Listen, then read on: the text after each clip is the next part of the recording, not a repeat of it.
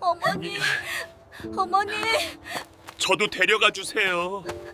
어머니, 가지 마세요. 죽는다. 그래도 어머니를 위해 나무를 많이 가져가야 해. 어머니, 조금만 기다리십시오. 준서가 가고 있습니다. 안녕하세요. 조선 야담 서재입니다. 오늘은 억울하게 쫓겨난 한 여인의 이야기를 해드리려 합니다. 아무 잘못도 없었습니다. 15해를 한 집안을 위해 살았습니다. 시어머니 병수발을 3년 했고 제사를 한 번도 걸은 적이 없었습니다. 남편 옷은 항상 손수지었습니다. 그런데 어느 날 단 한마디에 쫓겨났습니다. 빈손으로, 아들도 빼앗긴 채로. 그 여인은 복수하지 않았습니다. 소리 높여 억울함을 호소하지도 않았습니다. 그냥 살았습니다. 묵묵히, 하루하루. 그런데 15년 후 아들이 과거에 급제했습니다. 아들이 가장 먼저 찾아간 곳은 아버지의 기와집이 아니었습니다. 조선 어느 해 가을이었습니다. 한양거리는 이른 아침부터 들썩였습니다. 과거 급제자 명단이 붙는 날이었습니다. 저작거리 상인들도 좌판을 일찍 펼쳤습니다. 이런 날은 사람이 몰려 장사가 잘 됐으니까요. 해가 중천에 오를 무렵 명단이 붙었습니다. 사람들이 한꺼번에 밀려들었습니다. 저마다 아는 이름을 찾으며 소리쳤습니다. 누군가의 아들이, 누군가의 남편이, 누군가의 형제가 급제했다는 소식에 여기저기서 눈물이 터졌습니다. 부둥켜 안고 우는 사람도 있었습니다. 그 자리에서 주저앉는 사람도 있었습니다. 그 떠들썩한 사람들 사이에서 한 이름이 눈에 띄었습니다. 이준서, 경상도 산골 출신, 28, 장원은 아니었습니다. 하지만 그의 이름 옆에는 작은 글씨로 이렇게 적혀 있었습니다. 홀어머니 이 씨를 봉양하기 위해 급제한 자. 사람들이 고개를 갸웃했습니다. 부친 최참판대기 한양에 버젓이 있는데 왜 홀어머니라고 적었냐고. 모친이 따로 산다는 것이냐고. 수군거림이 명단 앞에 퍼졌습니다. 하지만 정작 이준서는 그 자리에 없었습니다. 방이 붓기가 무섭게 한양을 떠났습니다. 축하한다는 동료들의 말도 뒤로 하고 스승에게 인사도 짧게 마치고 말에 올랐습니다. 한양에서 경상도까지는 사흘 길이었습니다. 준서는 이틀 만에 달렸습니다. 산길에 들어서자 단풍이 물들어 있었습니다. 붉고 노란 빛이 길 양옆으로 펼쳐졌습니다. 아름다운 풍경이었습니다. 하지만 준서의 눈에는 들어오지 않았습니다. 말을 달리는 내내 한 가지만 생각했습니다. 어머니가 어떤 표정을 지을까? 기뻐하실까? 우실까? 아니면 늘 그러시듯 아무 말 없이 그냥 바라보실까? 해가 질 무렵 준서가 멈춰선 곳은 허름한 오두막 앞이었습니다. 낡은 문 앞에 무릎을 꿇었습니다. 그리고 불렀습니다. 어머니, 준서 왔습니다. 한참 만에 문이 열렸습니다. 오두막 안에서 나온 것은 흰 머리가 성성한 여인이었습니다. 53이었습니다. 하지만 눈빛만은 아직 고닫습니다. 여인은 아들을 보았습니다. 오래, 아주 오래 바라보았습니다. 그리고 조용히 말했습니다. 들어오너라. 그게 전부였습니다. 눈물도 없었습니다. 소리도 없었습니다. 하지만 준서는 그 두 마디를 듣는 순간 소리 없이 울었습니다. 이 여인이 누구인지, 왜 이 오두막에 있는지, 지금부터 그 이야기를 해드리겠습니다. 15년 전 봄이었습니다. 이 씨가 가마에서 내린 것은 해가 중천에 뜬 오후였습니다. 최참판 댁 대문 앞이었습니다. 기와집이었습니다. 이 씨가 자라온 초가집과는 달랐습니다. 담장이 높았고 대문이 묵직했습니다. 마당에는 하인들이 줄지어 서 있었습니다. 이 씨는 가마에서 내리면서 속으로 다짐했습니다. 잘 살아야겠다고. 친정이 넉넉하지 않았습니다. 변변한 혼수도 없었습니다. 이 집안에 빈손으로 들어온 것이나 다름없었습니다. 그러니 몸으로라도 갚아야 한다고 생각했습니다. 시어머니가 마루에 앉아 이 씨를 내려다보았습니다. 위아래로 훑어보는 눈빛이었습니다. 바느질은 할 줄 아느냐? 예, 어머님. 제사, 음식은 배우겠습니다. 시어머니가 잠시 말이 없었습니다. 그리고 천천히 고개를 끄덕였습니다. 그게 첫날이었습니다. 남편 최참판은 과묵한 사람이었습니다. 말이 없었습니다. 웃는 일도 드물었습니다. 하지만 이 씨를 함부로 대하지는 않았습니다. 적어도 그때는 이 씨는 그것으로 충분하다고 생각했습니다. 뜨거운 사랑 같은 건 바라지 않았습니다. 그냥 이 집에서 성실하게 살면 된다고 생각했습니다. 그리고 정말로 그렇게 살았습니다. 하루하루. 시집 온 지 5년이 지났을 무렵이었습니다. 가을이 깊어지던 어느 날 저녁, 시어머니가 기침을 했습니다. 처음에는 가볍게 넘겼습니다. 환절기에 흔한 일이었으니까요. 그런데 기침이 멈추지 않았습니다. 겨울이 오자 자리에 누웠습니다. 봄이 와도 일어나지 못했습니다. 이 씨가 병수발을 들었습니다. 새벽 4시면 일어났습니다. 약을 다리고 죽을 쓰고 시어머니 방 아궁이에 불을 지폈습니다. 끼니마다 죽 그릇을 들고 방에 들어가 숟가락으로 떠들였습니다. 밤에 시어머니가 신음하면 달려가 등을 쓸었습니다. 하인들이 있었지만 이 씨는 손수했습니다. 하인 손에 맡기면 마음이 불편했습니다. 내 어머니인데 내가 해야 한다고 생각했습니다. 3년이 그렇게 흘렀습니다. 시어머니는 마지막 해에 많이 여우였습니다. 밥도 잘 넘기지 못했습니다. 이 씨는 조금이라도 더 먹이려고 날마다 다른 죽을 쑤었습니다. 잣죽, 호박죽, 깨죽. 어느 날 아침이었습니다. 죽 그릇을 들고 들어갔는데 시어머니가 눈을 뜨고 이 씨를 바라보고 있었습니다. 그리고 천천히 손을 내밀었습니다. 이 씨가 그 손을 잡았습니다. 내가 고생이 많다. 평생 처음 들어보는 말이었습니다. 이 씨는 고개를 저었습니다. 어머님, 마땅히 해야 할 일을 했을 뿐이옵니다. 시어머니는 더 말하지 않았습니다. 그냥 이 씨 손을 꼭 쥐고 있었습니다.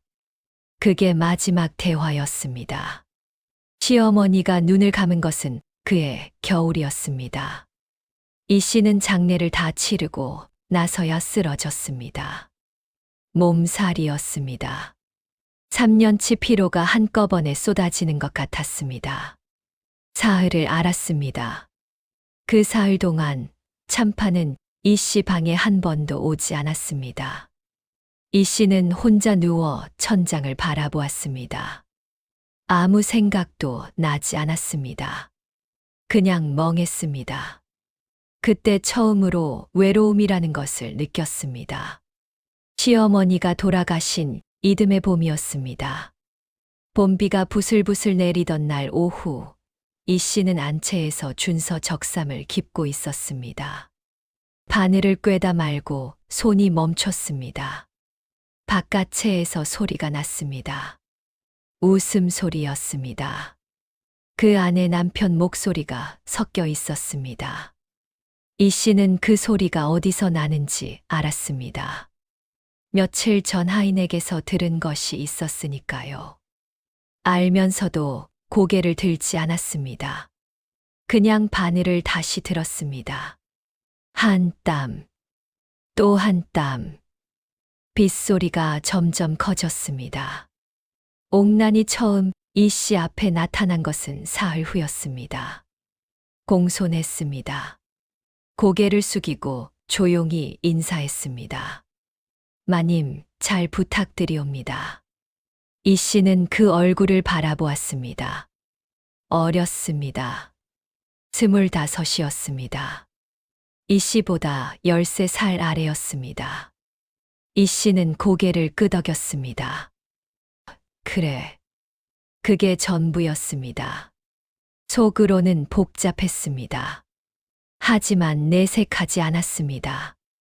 그 시절 양반집 안주인이 살아가는 방식이 그랬으니까요. 모른 척하고 사는 것. 그게 품이었습니다. 옥나는 영리한 여자였습니다. 이 씨를 대놓고 건드리지 않았습니다. 오히려 겉으로는 한없이 공손했습니다. 마님 진지 드셨냐고 물었습니다. 날이 차온데 옷을 더 챙기라고도 했습니다. 그러면서 뒤에서는 달랐습니다. 하인들을 불러 밥을 먹이고 옷감을 나눠주었습니다. 그러면서 말을 흘렸습니다. 아주 조금씩. 마님이 살림을 너무 야박하게 하시지 않나. 너희들도 고생이 많다. 날이 깨서 요즘 많이 고단해 보이시는데 마님이 좀 더 살펴드려야 할 텐데. 그게 걱정이야. 하인들은 자연스럽게 옥난 쪽으로 마음이 기울었습니다. 그리고 그 마음이 참판 귀에도 닿았습니다. 아주 천천히. 참판이 이 씨를 대하는 것이 조금씩 달라졌습니다. 말이 더 짧아졌습니다. 눈빛이 예전 같지 않았습니다. 이 씨는 느꼈습니다. 하지만 어떻게 해야 할지 몰랐습니다. 그냥 더 열심히 살면 되겠지 생각했습니다.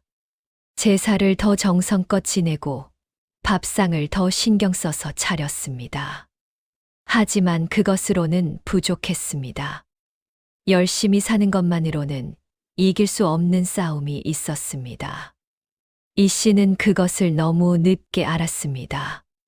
봄이 오던 어느 날 저녁이었습니다. 이 씨는 안채에서 등잔불을 켜고 바느질을 하고 있었습니다. 그때 바깥채에서 목소리가 들렸습니다. 옥난의 목소리였습니다. 낮고 조심스러운 목소리였습니다. 그래서 오히려 더 잘 들렸습니다. 날이 드릴 말씀이 있사옵니다. 차마 입에 담기 어렵사오나 마님께서 장터 훈장과 몰래 서찰을 주고받으셨다 하옵니다. 이 씨의 손이 멈췄습니다. 바늘이 그대로 공중에 떠 있었습니다. 무슨 소리냐? 참판의 목소리가 들렸습니다. 소첩도 믿기 어려웠사옵니다. 하오나 하인 둘이 직접 보았다 하옵니다. 이 씨는 바늘을 천천히 내려놓았습니다. 심장이 빠르게 뛰었습니다. 손이 차가워졌습니다. 터무니없는 말이었습니다. 이 씨는 장터에 간 일도 없었습니다. 훈장이 누군지도 몰랐습니다. 하지만 이 씨는 그 자리에서 달려가 따지지 않았습니다. 그냥 등잔불을 바라보았습니다. 참판이 믿을까, 믿지 않을까 생각했습니다. 그리고 천천히 깨달았습니다. 믿을 수도 있겠다고. 다음 날 아침 참판이 이 씨를 불렀습니다. 이 씨는 방에 들어서면서 참판의 얼굴을 보았습니다. 눈빛이 이미 달라져 있었습니다. 차가웠습니다. 결정이 선 사람의 눈빛이었습니다. 이 씨는 그 순간 알았습니다. 이 자리가 변명을 들어줄 자리가 아니라는 것을. 그래도 말했습니다. 나리 소첩은 그런 일이 없사옵니다. 하인 둘이 보았다 한다. 보았다니요. 소첩은 장터에 간 일조차 없사옵니다. 나리 생각해 보시옵소서. 누군가 소첩을 모함하는 것이옵니다. 참판은 잠시 이 씨를 바라보았습니다. 이 씨의 눈은 흔들리지 않았습니다. 억울함이 가득했습니다. 그런데 참판은 고개를 돌렸습니다. 창밖을 바라보았습니다. 봄볕이 마당에 내려앉아 있었습니다. 내 변명은 들었다. 하나 집안 체면이 있는 법이다. 이 씨는 입술을 깨물었습니다. 체면. 그 말이 가슴에 박혔습니다. 15년이었습니다. 시어머니 병수발을 3년 하고 제사를 한 번도 거르지 않고 남편 옷을 손수 지어온 15년이었습니다. 그 15년이 체면 한마디에 무너졌습니다. 나리. 참판은 돌아보지 않았습니다. 이 씨는 더 말하지 않았습니다. 할 말이 없어서가 아니었습니다. 이 사람은 이미 듣지 않기로 했다는 것을 알았습니다. 이 씨는 천천히 일어섰습니다. 그리고 방을 나왔습니다. 마당에 봄볕이 가득했습니다. 아무것도 모르는 듯 화냈습니다. 사흘 후였습니다. 이 씨에게 짐을 싸라는 명이 떨어졌습니다. 이 씨는 방을 둘러보았습니다. 15년을 살았던 방이었습니다. 창호지를 몇 번이나 새로 발랐는지 몰랐습니다. 장롱은 시집 올 때 가져온 것이었습니다. 챙길 것이 없었습니다. 아니, 챙기고 싶지 않았습니다. 이 집 물건은 하나도 가져가고 싶지 않았습니다. 옷 한 벌을 챙겼습니다. 신발 한 켤레. 그게 전부였습니다. 참판 앞에 마지막으로 무릎을 꿇었습니다. 나리 소첩은 억울하옵니다. 15해를 이 집안을 위해 살았사옵니다. 제발 한 번만 더 생각해 주시옵소서. 참판은 대답하지 않았습니다. 준서만이라도 데려가게 해 주시옵소서. 그 말에 참판이 처음으로 입을 열었습니다. 아이는 이 집 자식이다. 그것이 마지막이었습니다. 이 씨는 일어섰습니다. 더 무릎 꿇지 않았습니다. 대문을 향해 걸었습니다. 그때 마당에서 발소리가 났습니다. 뛰는 소리였습니다. 어머니, 준서였습니다. 13살. 눈에 눈물이 가득했습니다. 숨이 차 있었습니다. 어디선가 뛰어온 것이었습니다. 이 씨는 걸음을 멈추었습니다. 아들을 바라보았습니다. 그리고 안았습니다. 꼭. 눈을 감았습니다. 아이 냄새가 났습니다. 이 씨는 그 냄새를 기억하려 했습니다. 오래오래. 그리고 놓았습니다. 준서야, 잘 있거라. 어머니, 어디 가시는 거예요? 저도 데려가세요. 어머니, 이 씨는 걸었습니다. 대문을 나섰습니다. 봄바람이 불었습니다.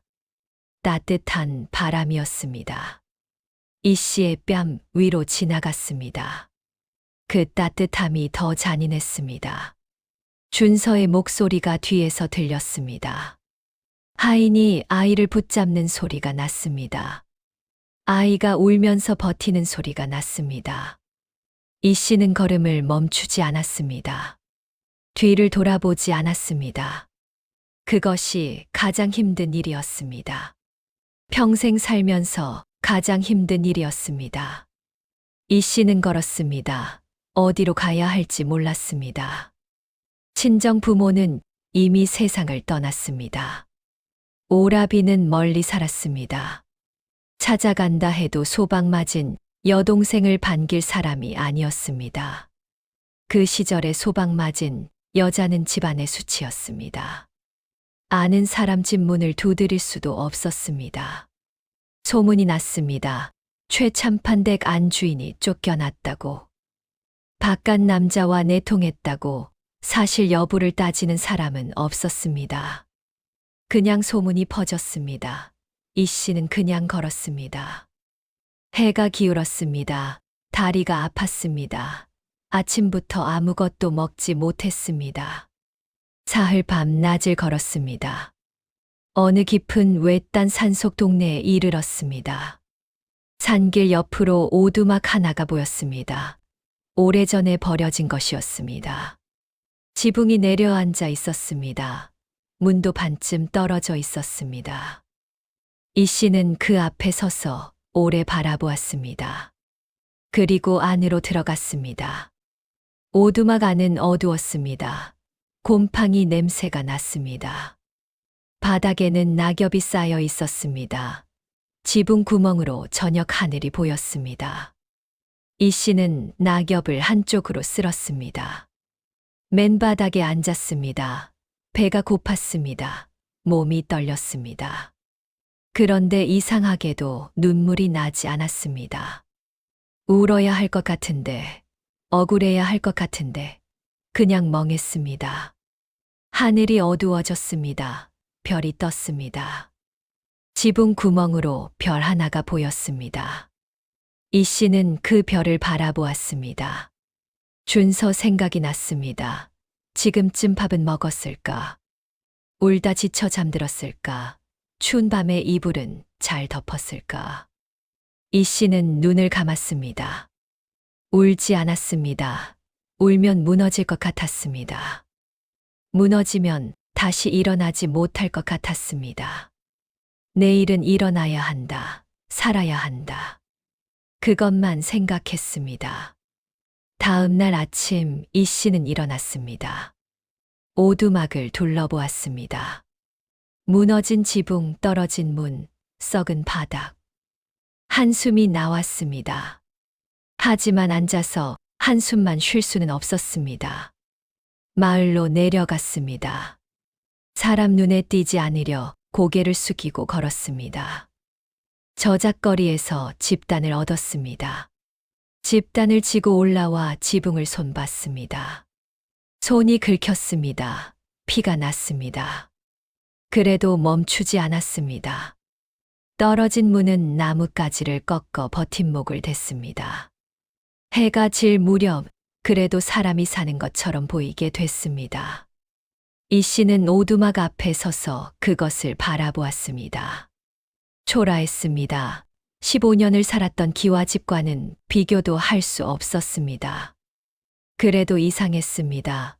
마음이 좀 편했습니다. 내 손으로 만든 것이었으니까요. 삭바느질을 시작한 것은 그 무렵이었습니다. 양반집 안주인으로 살며 익힌 솜씨였습니다. 마을 안악들에게 찾아가 부탁했습니다. 바느질감을 달라고 삭슬 받고 하겠다고. 처음에는 아무도 주지 않았습니다. 소방 맞은 여자라는 소문이 났으니까요. 이 씨는 포기하지 않았습니다. 날마다 찾아갔습니다. 보름쯤 지났을 때 마을 안악 한 명이 바느질감을 내밀었습니다. 솜씨가 좋으면 계속 맡기겠소. 이 씨는 고개를 숙였습니다. 감사합니다. 그날 밤 등잔불을 켜고 바느질을 했습니다. 손이 시렸습니다. 그래도 바늘을 놓지 않았습니다. 새벽이 되어서야 끝냈습니다. 완성된 바느질감을 바라보았습니다. 잘 됐습니다. 솜씨가 녹슬지 않았습니다. 이 씨는 그것을 가슴에 꼭 안았습니다. 그리고 처음으로 눈물이 났습니다. 억울해서가 아니었습니다. 무서워서도 아니었습니다. 그냥 살 수 있겠다 싶어서였습니다. 그런데 겨울이 문제였습니다. 가을까지는 버텼습니다. 하지만 겨울이 오자 오두막이 버티질 못했습니다. 바람이 문틈으로 새어 들어왔습니다. 아궁이에 부를 때도 새벽이면 금세 식었습니다. 땔감을 살 돈이 없었습니다. 바느질 삭수로 겨우 먹고 사는 형편이었습니다. 어느 날 저녁이었습니다. 이 씨는 밥상에 간장 종지 하나를 올렸습니다. 반찬이 없었습니다. 쌀도 얼마 남지 않았습니다. 밥도 평소보다 적었습니다. 혼자 밥상 앞에 앉아 숟가락을 들었다가 내려놓았습니다. 먹기가 싫었습니다. 배가 고프지 않은 게 아니었습니다. 배는 고팠습니다. 그냥 먹고 싶지 않았습니다. 등잔불이 흔들렸습니다. 바람이 문틈으로 들어오는 것이었습니다. 이 씨는 그 불빛을 바라보다가 다시 숟가락을 들었습니다. 천천히 밥을 떠먹었습니다. 손가락이 시렸습니다. 발이 감각이 없었습니다. 동상이 걸린 것이었습니다. 그래도 바느질감을 폈습니다. 바늘을 들었습니다. 손이 말을 듣지 않았습니다. 굳어 있었습니다. 이 씨는 두 손을 한참 비볐습니다. 그리고 다시 바늘을 들었습니다. 멈출 수가 없었습니다. 바늘을 놓는 순간 무너질 것 같았습니다. 그래서 그냥 움직였습니다. 하루, 또 하루. 그렇게 봄이 오고 여름이 갔습니다. 낙엽이 지기 시작했습니다. 이 씨는 그해 겨울을 그렇게 버텨냈습니다. 손가락에 동상이 걸리고 발이 퉁퉁 부어도 바느질을 놓지 않으면서 낙엽이 한창 구르던 늦가을 저녁이었습니다. 이 씨는 등잔불을 켜고 바느질을 하고 있었습니다. 밖에서 바람 소리가 났습니다. 낙엽이 구르는 소리가 났습니다. 그런데 그 소리 사이로 뭔가 다른 소리가 들렸습니다. 발소리였습니다. 이 씨는 바늘을 멈추었습니다. 이 시간에 찾아올 사람이 없었습니다. 문을 두드리는 소리가 났습니다. 이 씨는 천천히 일어났습니다. 문을 열었습니다. 어두운 문 앞에 아이가 서 있었습니다. 이 씨는 눈을 크게 떴습니다. 쑥 자라 있었습니다. 하지만 눈빛은 그대로였습니다. 집신이 다 닳아 있었습니다. 발에 피가 맺혀 있었습니다. 옷은 흙투성이었습니다. 사흘을 걸어온 것이었습니다. 어머니, 저 왔습니다. 이 씨는 말을 하지 못했습니다. 아들을 바라보았습니다. 오래.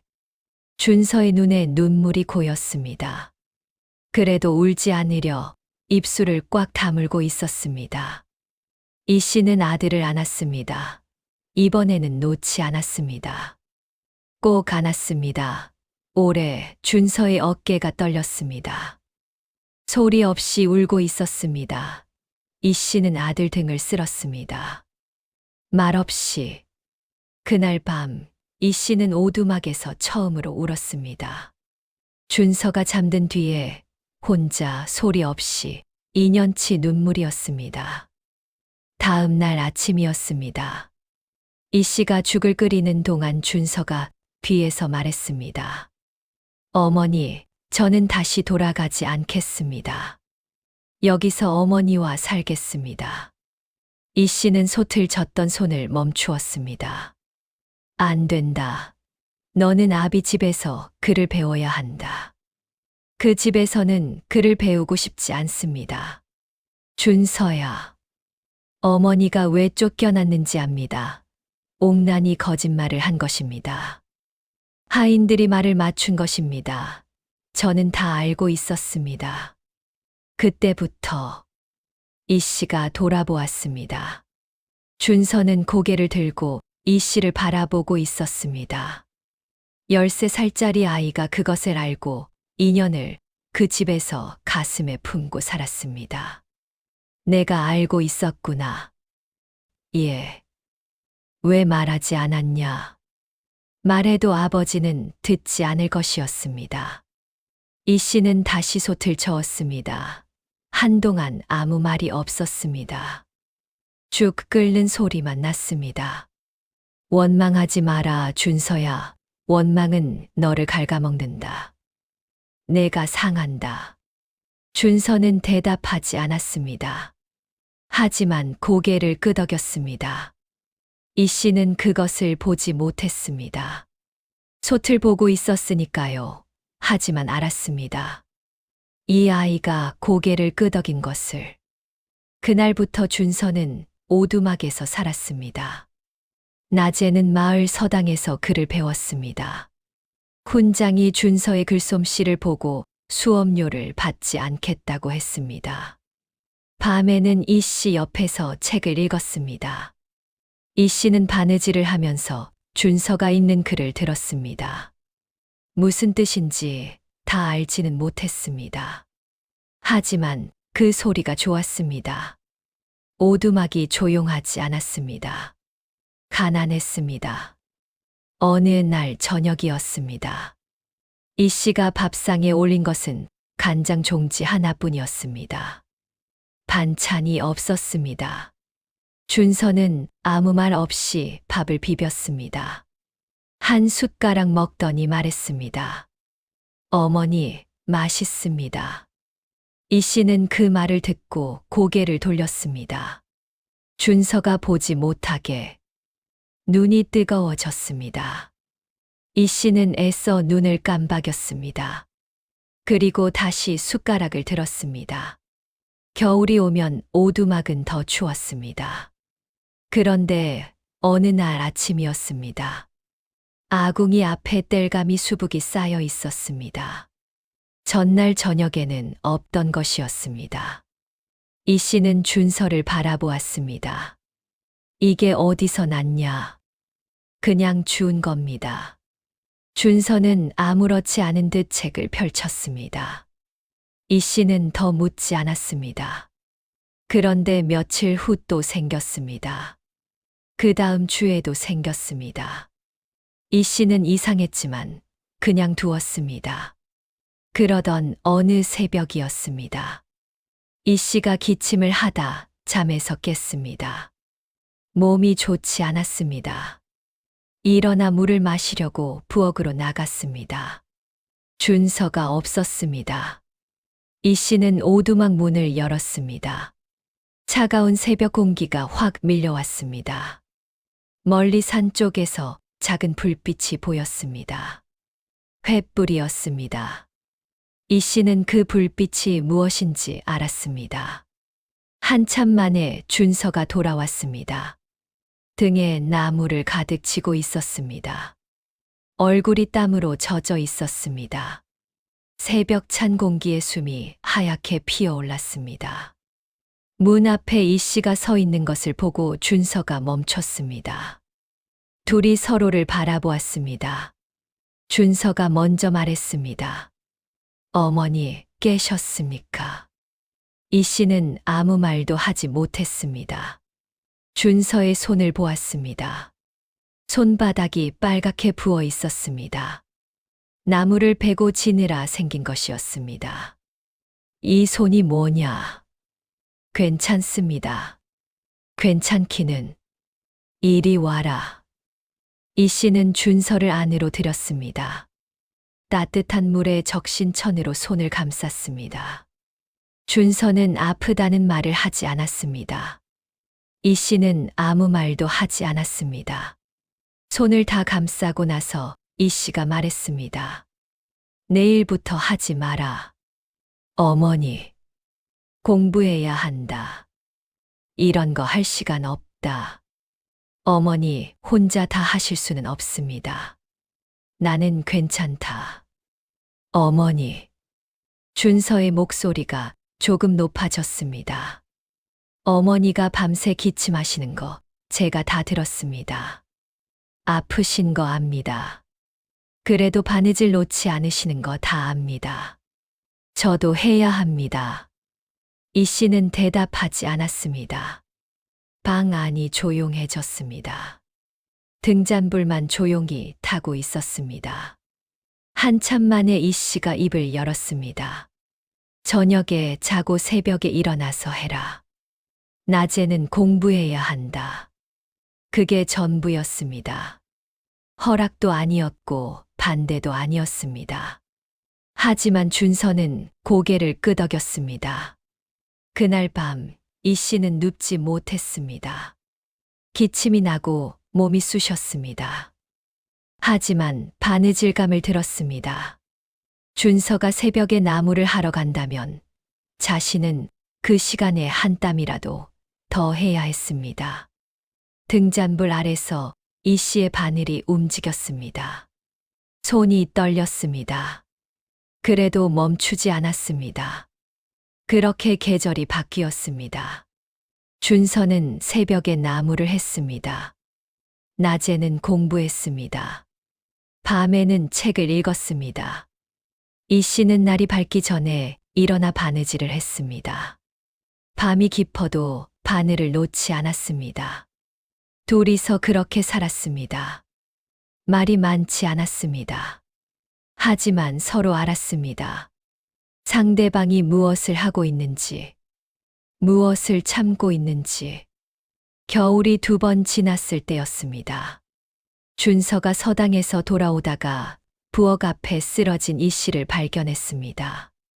손에는 바느질감이 들려 있었습니다. 쓰러지는 순간에도 놓지 않은 것이었습니다. 어머니, 준서가 달려왔습니다. 이 씨를 안아 방으로 들였습니다. 이마가 뜨거웠습니다. 열이 올랐습니다. 준서는 마을로 달려가 의원을 데려왔습니다. 의원이 이 씨를 살폈습니다. 그리고 말했습니다. 과로입니다.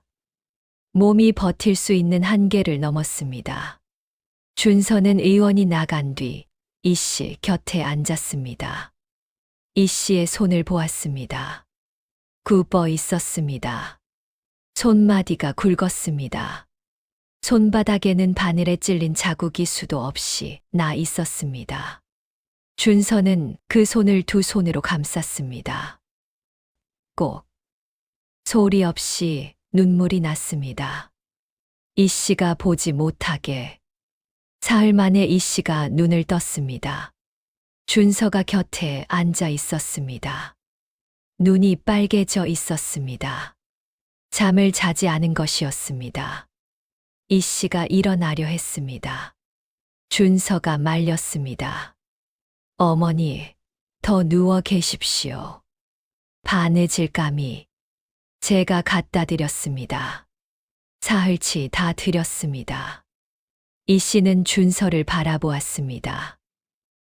내가, 예, 아주머니들한테 사정 말씀드렸습니다. 어머니 편찮으시다고. 이 씨는 더 말하지 않았습니다. 눈을 감았습니다. 천장이 보였습니다. 준서가 발라놓은 창호지였습니다. 틈이 없었습니다. 바람이 들어오지 않았습니다. 언제 발랐는지 몰랐습니다. 이 씨는 눈을 감은 채로 생각했습니다. 이 아이 때문에 살아야겠다고. 준서가 19이 되던 해였습니다.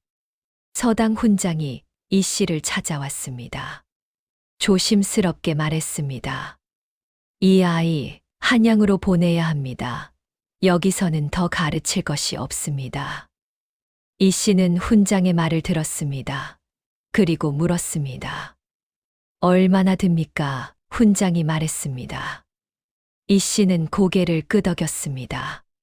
그날 밤 혼자 앉아 계산했습니다. 지금 모아둔 것으로는 부족했습니다. 바느질을 더 했습니다. 하루에 2집, 3집 바느질감을 받았습니다. 잠을 줄였습니다. 밥을 줄였습니다. 6달 만에 돈을 모았습니다. 준서가 떠나던 날 아침이었습니다. 이 씨는 새벽부터 일어나 밥을 지었습니다. 반찬을 여러 가지 만들었습니다. 평소보다 많이. 준서가 밥상을 보고 말했습니다. 어머니, 오늘 무슨 날입니까? 그냥 해봤다. 어서 먹어라. 둘이서 밥을 먹었습니다. 말이 없었습니다. 숟가락 소리만 났습니다. 준서가 짐을 챙겼습니다. 이 씨가 싸놓은 보따리였습니다. 옷 2벌, 책 몇 권. 대문 앞에서 준서가 돌아보았습니다. 어머니, 다녀오겠습니다. 이 씨는 고개를 끄덕였습니다. 몸 챙겨라. 어머니도요. 준서가 돌아섰습니다. 걸어갔습니다. 이 씨는 그 뒷모습을 바라보았습니다. 오래 사라질 때까지. 오두막 안으로 들어왔습니다. 밥상이 그대로 있었습니다. 준서 자리에 밥이 조금 남아 있었습니다. 이 씨는 그 자리에 앉았습니다. 오두막이 갑자기 넓어진 것 같았습니다. 조용했습니다.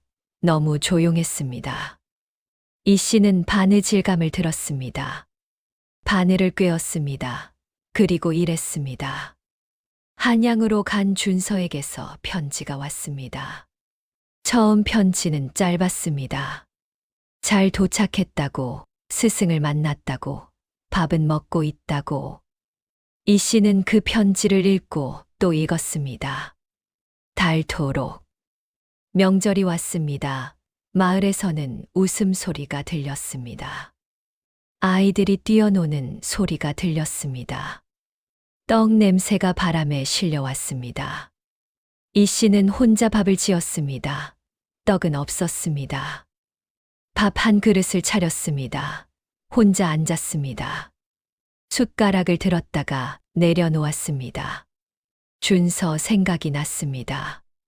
한양에서 밥은 먹었을까? 명절에 혼자 있는 것은 아닐까?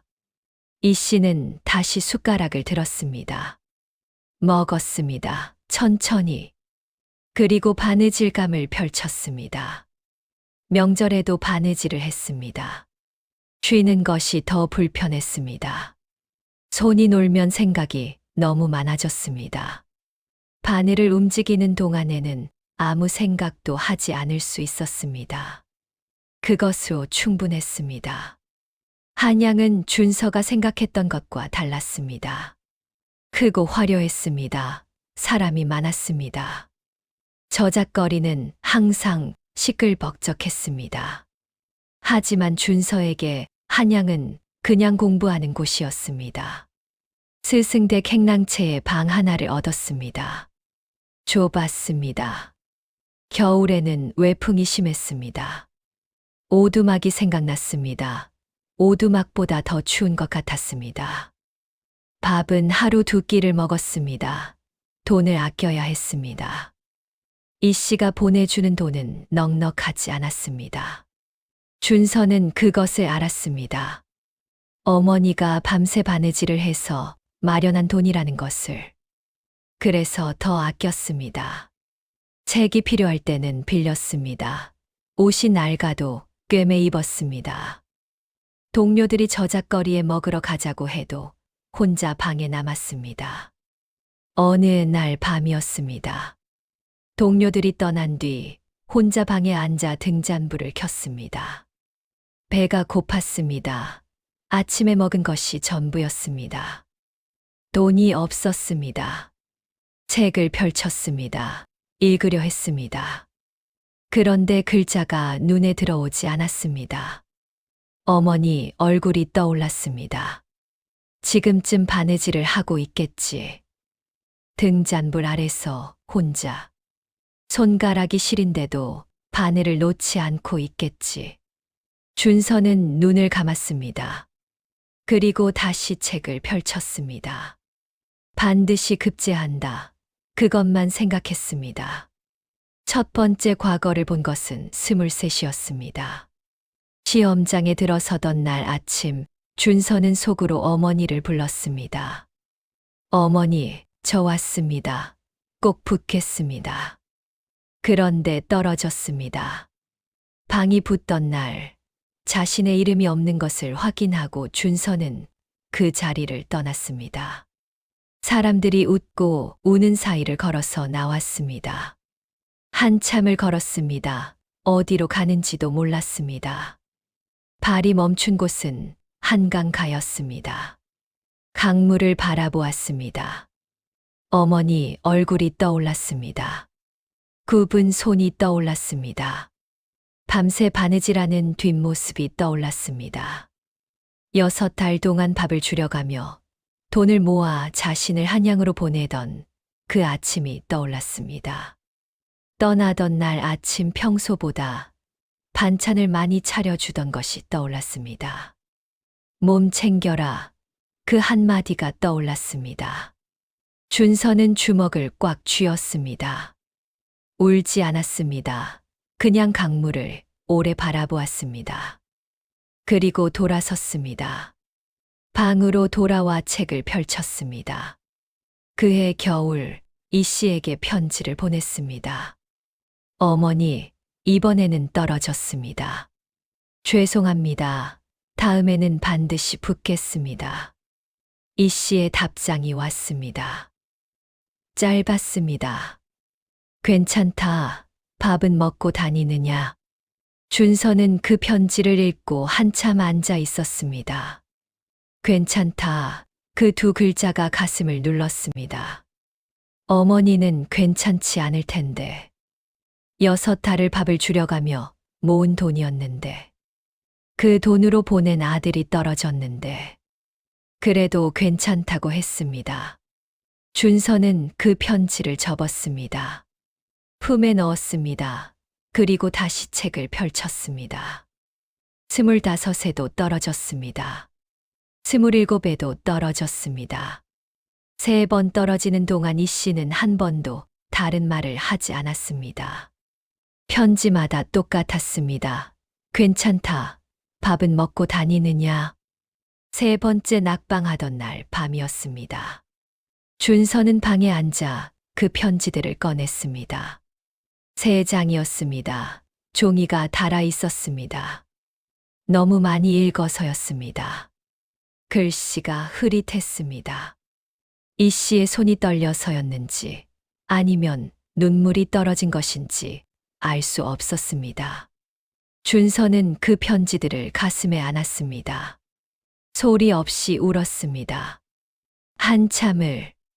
다음 날 아침 스승을 찾아갔습니다. 스승이 준서를 바라보았습니다. 자네 글이 부족한 것이 아니야. 자네는 너무 절박하게 쓴다. 시험관은 그것을 느낀다네. 절박하지 않을 수가 없습니다. 알지. 하지만 절박함을 감추고 써야 해. 글은 여유가 있어야 한다네. 준서는 방으로 돌아왔습니다. 등잔불 앞에 앉았습니다. 여유. 어머니가 오두막에서 바느질하던 모습이 떠올랐습니다.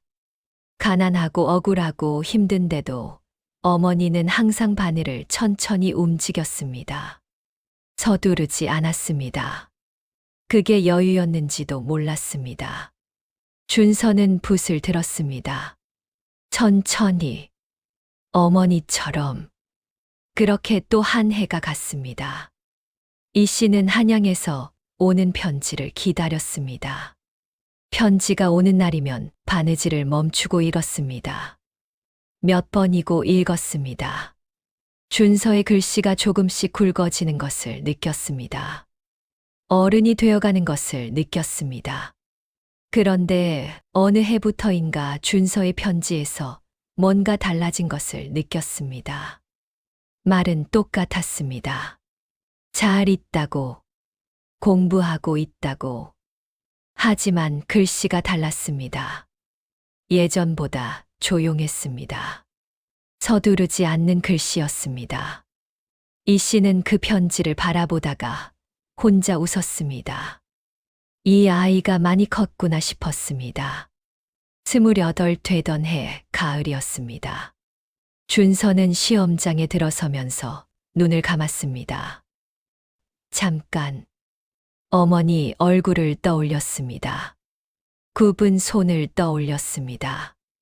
등잔불 아래서 바늘을 움직이던 뒷모습을 떠올렸습니다. 그리고 눈을 떴습니다. 붓을 들었습니다. 천천히, 서두르지 않고, 어머니처럼. 해가 기울 때까지 썼습니다. 답안지를 내고 나왔습니다. 잘 됐는지 못 됐는지 몰랐습니다. 그냥 할 수 있는 것을 다 했습니다. 그것으로 충분했습니다. 방이 붙던 날이었습니다. 사람들 사이에서 준서의 이름을 찾았습니다. 위에서부터 천천히 내려갔습니다. 없었습니다. 심장이 내려앉는 것 같았습니다. 더 내려갔습니다. 있었습니다. 이준서. 준서는 그 이름을 손가락으로 짚었습니다. 한 번, 두 번, 세 번. 주변에서 누가 등을 두드렸습니다. 축하한다고 했습니다. 준서는 고개를 끄덕였습니다. 말이 나오지 않았습니다. 그 자리에서 울지 않았습니다. 그냥 하늘을 바라보았습니다. 구름이 흘렀습니다. 바람이 불었습니다. 어머니, 했습니다. 소리 없이. 준서는 그날 한양을 떠났습니다. 축하 자리도 마다했습니다. 스승께 짧게 인사를 드렸습니다. 스승이 말했습니다. 자네 어디 가는가? 어머니한테 가야 합니다. 스승이 잠시 준서를 바라보았습니다. 그리고 고개를 끄덕였습니다. 다녀오게. 준서는 말에 올랐습니다. 달렸습니다. 밤새 달렸습니다. 산길에 들어서자 단풍이 물들어 있었습니다. 붉고 노란 빛이 길 양옆으로 펼쳐졌습니다. 아름다운 풍경이었습니다. 하지만 준서의 눈에는 들어오지 않았습니다. 어머니 얼굴만 보였습니다. 이 씨는 그날도 마당에서 바느질을 하고 있었습니다. 가을 햇볕이 따뜻했습니다. 오두막 마당에 앉아 바늘을 움직이고 있었습니다. 멀리서 말발굽 소리가 들렸습니다. 이 씨는 고개를 들지 않았습니다. 지나가는 것이겠거니 생각했습니다. 그런데 말발굽 소리가 멈췄습니다. 이 씨는 그제야 고개를 들었습니다. 오두막 앞이었습니다. 말에서 내리는 사람이 보였습니다. 먼지가 잔뜩 묻어 있었습니다. 야위어 있었습니다. 눈 밑이 거무스름했습니다. 밤새 달려온 것이었습니다. 이 씨는 바느질감을 내려놓았습니다. 천천히 일어섰습니다. 준서가 걸어왔습니다. 이 씨 앞에 섰습니다. 그리고 무릎을 꿇었습니다. 땅에 무릎을 꿇고 고개를 숙였습니다. 한참 아무 말이 없었습니다. 바람이 불었습니다. 낙엽이 구르는 소리가 났습니다. 준서가 고개를 들었습니다. 눈이 빨개져 있었습니다. 입술을 꽉 다물고 있었습니다. 울지 않으려는 것이었습니다. 어머니 준서 급제했습니다. 이 씨는 아들을 바라보았습니다. 야윈 얼굴을 보았습니다. 굵어진 손을 보았습니다. 낡은 옷을 보았습니다. 13년이었습니다. 15세 이 오두막에 찾아온 아이가 28이 되어 돌아왔습니다. 이 씨는 천천히 걸어왔습니다. 아들 앞에 섰습니다. 그리고 아들의 머리를 손으로 감쌌습니다. 두 손으로 꼭 고생했다. 그게 전부였습니다. 준서는 그 손이 닿는 순간 더 참지 못했습니다. 무릎을 꿇은 채로 이 씨의 손을 잡았습니다. 그리고 울었습니다. 소리내어 처음으로. 13년을 참았던 것이 한꺼번에 터졌습니다. 이 씨는 울지 않았습니다. 아들의 머리에 손을 얹은 채로 그냥 서 있었습니다. 하늘을 바라보았습니다. 저녁 햇살이 오두막 마당에 가득했습니다. 눈이 뜨거워졌습니다. 이 씨는 눈을 깜박였습니다. 한 번, 두 번, 그래도 눈물이 났습니다. 사흘 후였습니다.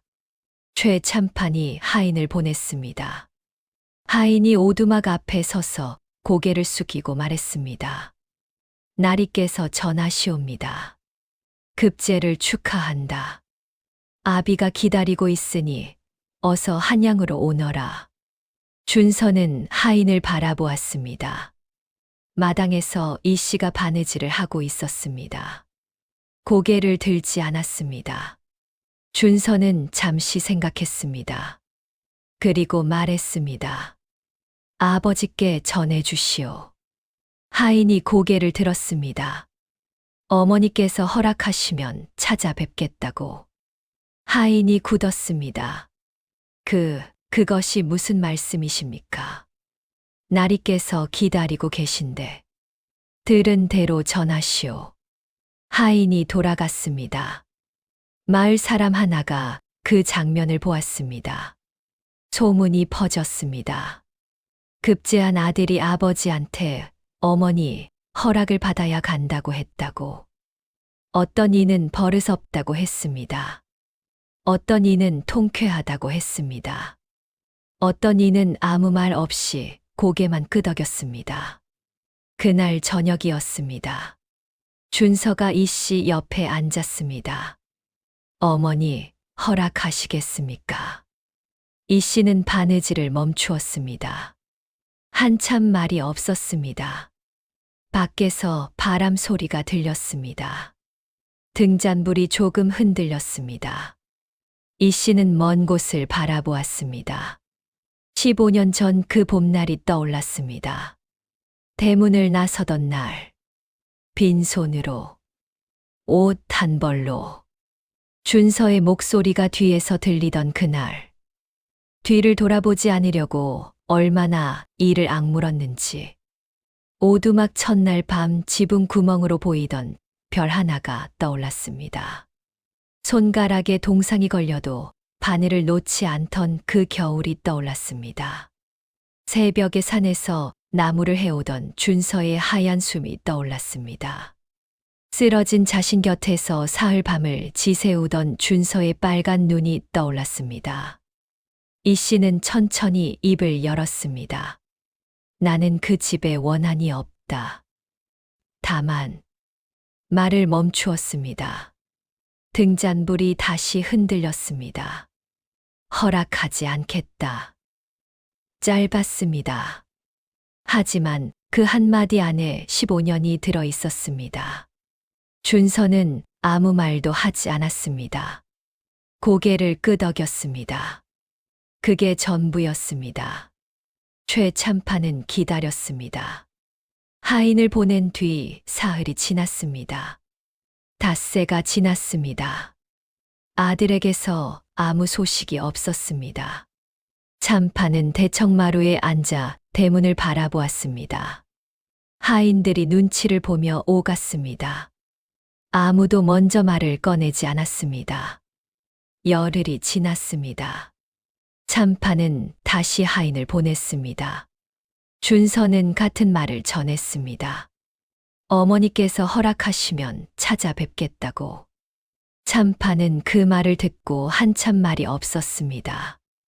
그리고 처음으로 이 씨에게 편지를 썼습니다. 미안하다는 말은 없었습니다. 그 말을 어떻게 써야 하는지 몰랐습니다. 대신 이렇게 썼습니다.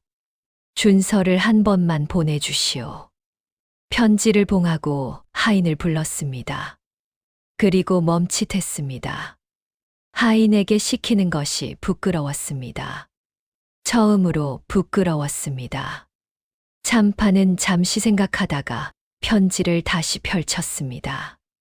그리고 한 줄을 더 썼습니다. 내가 잘못했소. 다 쓰고 나서 오래 바라보았습니다. 붓을 든 손이 떨렸습니다. 60이 넘은 손이었습니다. 이 씨에게 편지가 왔습니다. 준서가 읽어주었습니다. 이 씨는 바느질을 하면서 들었습니다. 바늘이 멈추지 않았습니다. 준서가 다 읽었습니다. 방 안이 조용해졌습니다. 준서가 물었습니다. 어머니, 어떻게 하시겠습니까? 이 씨는 대답하지 않았습니다. 바늘만 움직였습니다. 한참 만에 말했습니다. 답장은 쓰지 않겠다. 준서는 더 묻지 않았습니다. 그로부터 보름이 지났을 무렵이었습니다. 이 씨가 마당에서 바느질을 하고 있었습니다. 가을 햇볕이 따뜻했습니다. 낙엽이 한두 장 마당으로 날아들었습니다. 이 씨는 바늘을 움직이다 말고 문 쪽을 바라보았습니다. 인기척이 들렸습니다. 말발굽 소리가 아니었습니다. 걸어오는 소리였습니다. 천천히, 무거운 발걸음이었습니다. 오두막 대문 앞에 사람이 섰습니다. 이 씨는 그 사람을 보았습니다. 최참판이었습니다. 예순이 넘어 있었습니다. 허리가 굽어 있었습니다. 한양에서 경상도까지 혼자 걸어온 것이었습니다. 하인도 없었습니다. 가마도 없었습니다. 옷에 먼지가 잔뜩 묻어 있었습니다. 발이 부어 있었습니다. 참판은 이 씨를 보았습니다. 이 씨도 참판을 보았습니다. 15년이었습니다. 15년 만에 보는 얼굴이었습니다. 이 씨는 바느질감을 내려놓지 않았습니다. 그냥 바라보았습니다. 참판이 입을 열었습니다. 이 씨. 이 씨는 대답하지 않았습니다. 내가 왔소. 이 씨는 천천히 일어섰습니다. 오두막 문 쪽으로 걸어갔습니다. 참판이 그 모습을 바라보았습니다. 혹시 문을 닫아버리는 것이 아닐까 생각했습니다. 그런데 이 씨는 문을 열었습니다. 그리고 돌아섰습니다. 안으로 들어갔습니다. 참판은 그 열린 문을 바라보았습니다. 한참, 그리고 천천히 안으로 들어섰습니다. 이 씨는 방 한쪽에 앉아 다시 바느질을 하고 있었습니다. 참판을 보지 않았습니다. 바늘만 움직였습니다. 참판은 방 안을 둘러보았습니다. 좁았습니다. 천장이 낮았습니다. 구들장이 낡아 있었습니다.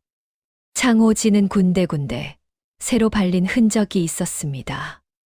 한쪽 구석에 바느질감이 수북이 쌓여 있었습니다.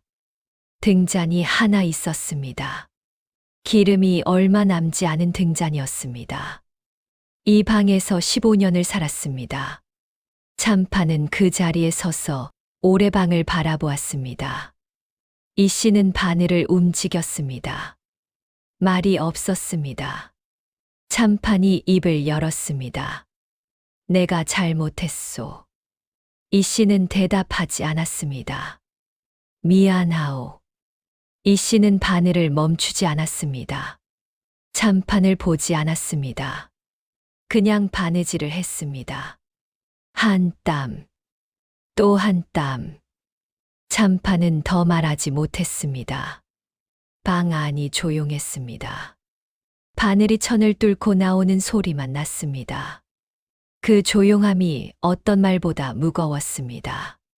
참판은 한참 서 있다가 천천히 몸을 낮추었습니다. 무릎을 꿇었습니다. 예순이 넘은 몸으로 최참판이 이 씨 앞에 무릎을 꿇었습니다.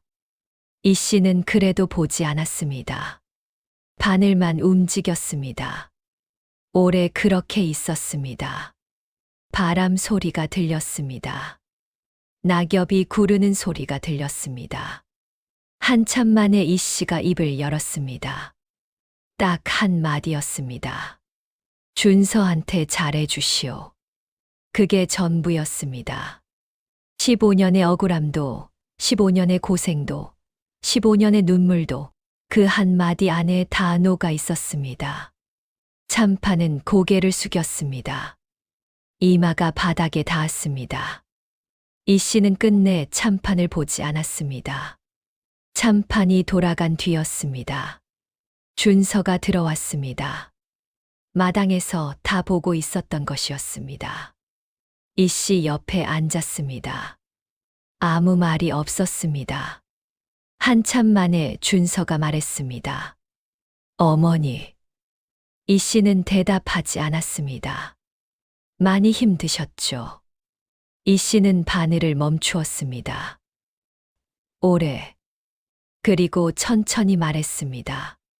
아니다. 준서가 이 씨를 바라보았습니다. 살았다. 그걸로 됐다. 방 안이 조용해졌습니다. 등잔불이 조용히 타고 있었습니다. 이 씨는 다시 바늘을 들었습니다. 준서는 그 옆에 앉아 있었습니다. 말없이. 그것으로 충분했습니다.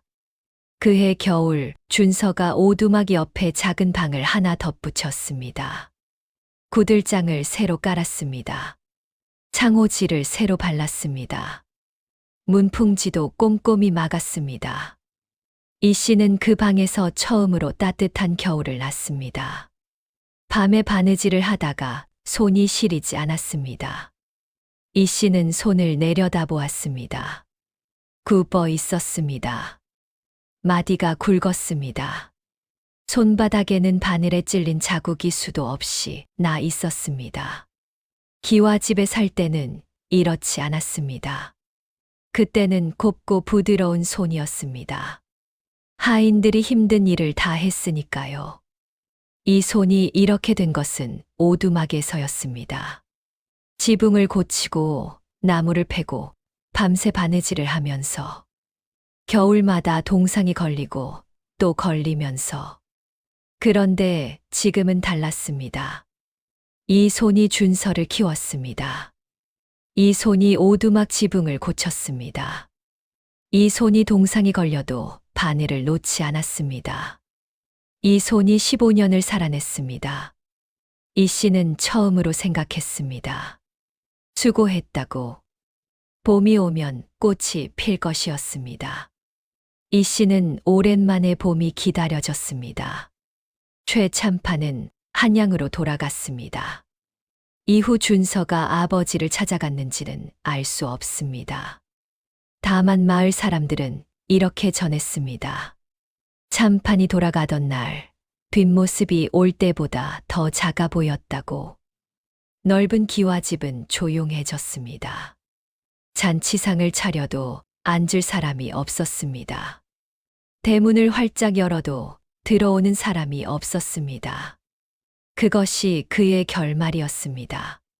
반면 이 씨의 오두막에서는 봄이 되자 꽃이 피었습니다. 준서가 담장 옆에 심어 놓은 것이었습니다. 이 씨는 그 꽃을 바라보다가 혼자 웃었습니다. 꽃이 예쁘다고 생각한 것이 언제가 마지막이었는지 기억이 나지 않았습니다. 이 씨는 복수하지 않았습니다. 소리 높여 억울함을 호소하지도 않았습니다. 그냥 살았습니다. 묵묵히. 하루하루. 손가락에 동상이 걸려도 바늘을 놓지 않으면서. 굶는 날에도 준서 밥을 먼저 챙기면서. 새벽에 아들이 나무를 하러 가면 자신은 한 땀이라도 더 바느질을 하면서. 그렇게 15년을 살았습니다. 그런데 세월이 흘러보니 그것이 가장 단단한 길이었습니다. 억울함은 말하지 않아도 언젠가 드러납니다. 진심은 감추어도 언젠가 닿습니다. 그리고 묵묵히 살아낸 사람 옆에는 반드시 그것을 알아보는 사람이 생깁니다. 이 씨에게는 준서가 있었습니다. 오늘 이야기는 여기까지입니다. 마음에 남는 것이 있으셨다면 잠시 눈을 감아 보세요. 오늘 하루도 묵묵히 살아내고 계신 여러분께 이 씨의 그 한마디를 전해드리고 싶습니다. 살았다. 그걸로 됐다. 감사합니다. 조선 야담 서재였습니다. 더 감동적인 이야기로 찾아뵙겠습니다. 구독과 좋아요는 영상을 만드는데 큰 힘이 됩니다.